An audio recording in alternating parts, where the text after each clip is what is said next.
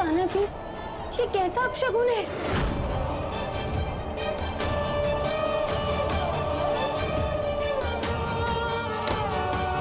मेरे को ऐसा क्यों लग रहा है जैसे कुछ बहुत गलत होने वाला है। कल तक की वेट कर लो। कल के इवेंट में मैं दूंगी तुम्हें बहुत बड़ा सरप्राइज।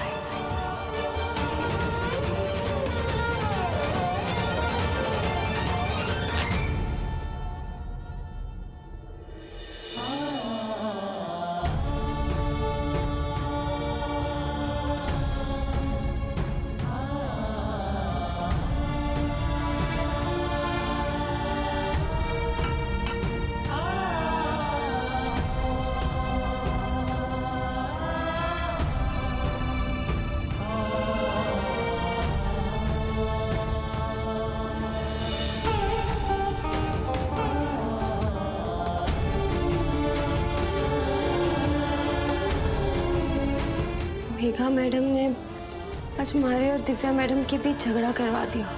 जरूर कोई बहुत बड़ा नुकसान करने वाली है वो, लेकिन मैं मेघा मैडम की मंशा पूरी नहीं होने दूंगी। पता लगा के ही रहूंगी कि अब वो कौन सी चाल चलने का सोच रही है। गुड मॉर्निंग वसु, तुम्हारे लिए एक छोटा सा gift.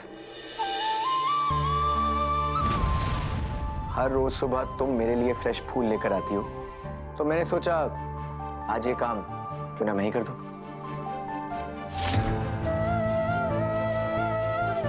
Thank you Dev sir.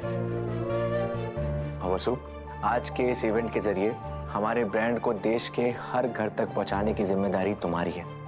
और मैं जानता हूं जो लोग तुम्हें नहीं जानते हैं वो यही कहेंगे कि मैं तुम्हारे कंधों पर बहुत बड़ा बोझ डाल रहा हूं, लेकिन मुझे ये बात पता है कि तुम्हारे कंधे कमजोर नहीं है। ब्रांड एम्बेसडर का बोझ तो ये बाखूबी उठा सकते हैं, राइट?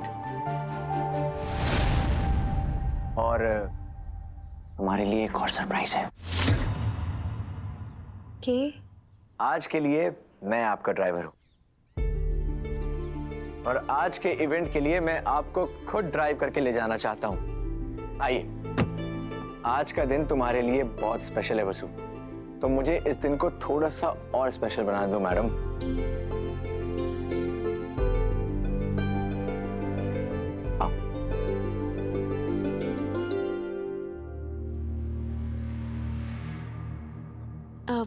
वसु, तुम देव के साथ आगे गाड़ी में बैठो, मुझे बिल्कुल बुरा नहीं लगेगा।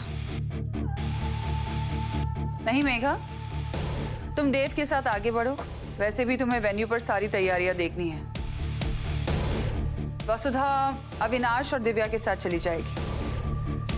मासा, पर दादा की गाड़ी में जगह तो है ना, वसु को उसी में आने देते हैं ना। भाई सा और भाभी सा को एक साथ जाने देते हैं अकेले। वैसे भी हमारे साथ तो माधव जी हैं ही, तो वसु हमारे साथ आ जाएगी, वो ज्यादा सही है। जाओ मेघा।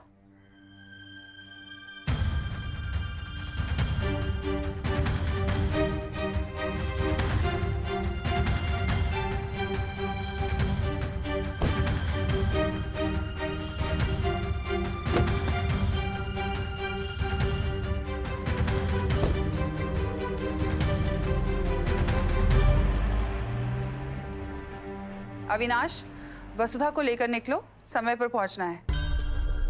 सारिका के आते ही हम भी आगे बढ़ते हैं। जी मासा, आ जा जादू।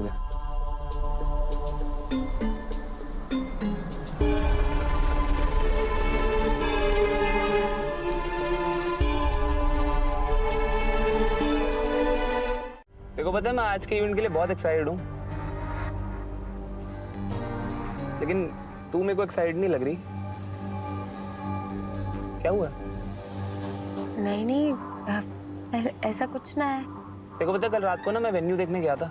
बहुत बड़ा वेन्यू है और उसको देख के ना एकदम सॉलिड फील आया, ग्रैंड फील आया मेरे को। और वहां पे ना हर जगह तेरे पोस्टर्स लगे हैं चारों तरफ।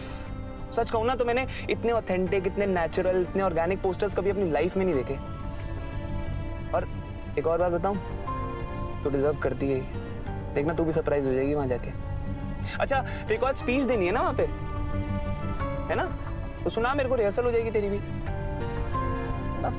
अभी सर वो भाषण तुम्हारे को याद ही ना है। तो कोई बात नहीं, तेरे पास वो पेपर होगा ना जिसपे तूने लिख रखा है, वो दिखा मेरे को।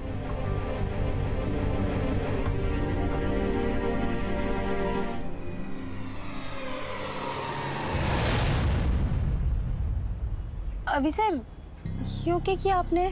जादूगर अगर कागज के जरिए लोगों से अपने दिल की बात करेगी ना तो सिर्फ एक दिन के लिए हेडलाइन में रह पाएगी, लेकिन अगर अपने दिल से जो तेरे मन में आए वो तू बोलेगी ना तो लोगों के जहन में हमेशा हमेशा के लिए बस जाएगी।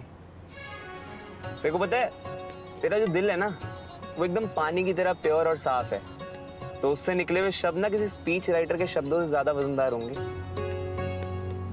सही कह रहे हैं सर, तुम तो बस हमेशा की तरह अपने मन की बात करना, फिर देखना तुम्हारी स्पीच भी सुपर हिट हो जाएगी। क्या बात है माधव जी, दिव्या जी इसको कहते हैं सुपर सपोर्टिव हस्बैंड। अच्छा माधव, सच सच एक बात बताओ मेरे को, तेरी होने वाली वाइफ इतनी बड़ी सेलिब्रिटी है, फेमस है, थोड़ी तो जलन होती होगी तुझे भी? नहीं है सर, मैं तो खुद को लकी मानता हूँ कि मुझे इतनी टैलेंटेड बीवी मिल रही है। गर्व होता है मुझे तो इस बात पे। सच में वसु लकी तो बहुत है, इसीलिए तो उसे ऐसा लाइफ पार्टनर मिला जो इतनी सक्सेस के बावजूद उसे सपोर्ट करता है, वरना आजकल तो लोग अपनों से ही जलते हैं, है ना वसु?